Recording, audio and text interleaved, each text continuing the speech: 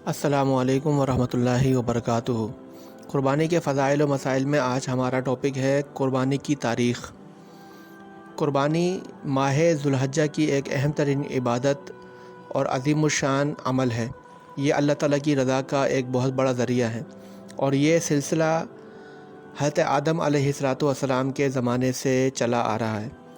قرآن پاک کی سورۃ المائدہ کی آیت نمبر 27 کے اندر ایک واقعہ ذکر ہوا ہے، جس میں حضرت آدم علیہ السلام کے بیٹے حابیل اور قابیل کا قصہ بیان کیا گیا ہے۔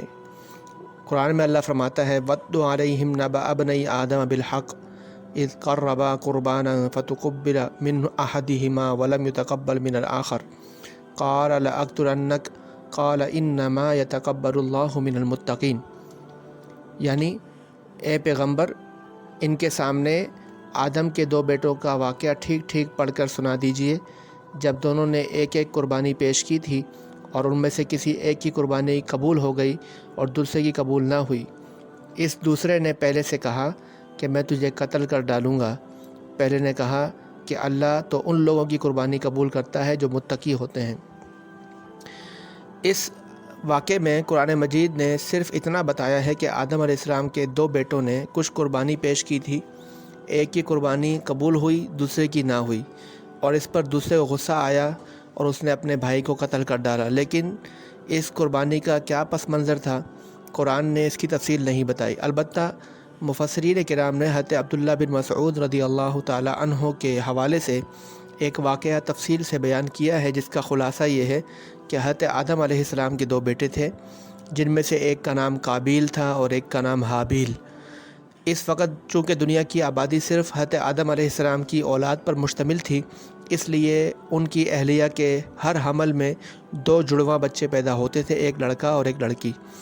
ان دونوں کے درمیان نکاح حرام ہوتا تھا، لیکن ایک حمل میں پیدا ہونے والے لڑکے کا نکاح دوسرے حمل میں پیدا ہونے والی لڑکی سے ہو سکتا تھا۔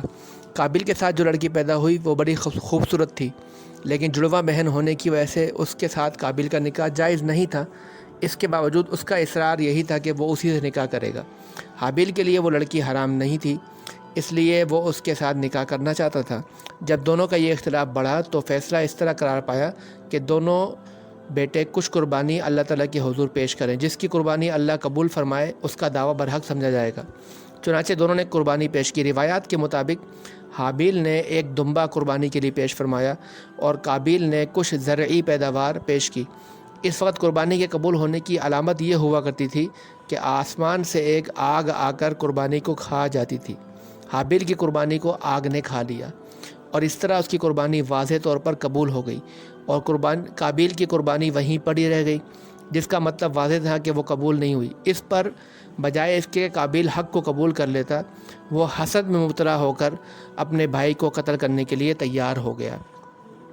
اس واقعے سے یہ بات واضح ہو گئی کہ قربانی پیش کرنے کا طریقہ یہ حضرت آدم علیہ السلام کے زمانے سے چلتا آ رہا ہے۔ یہ قربانی کی تاریخ ہے۔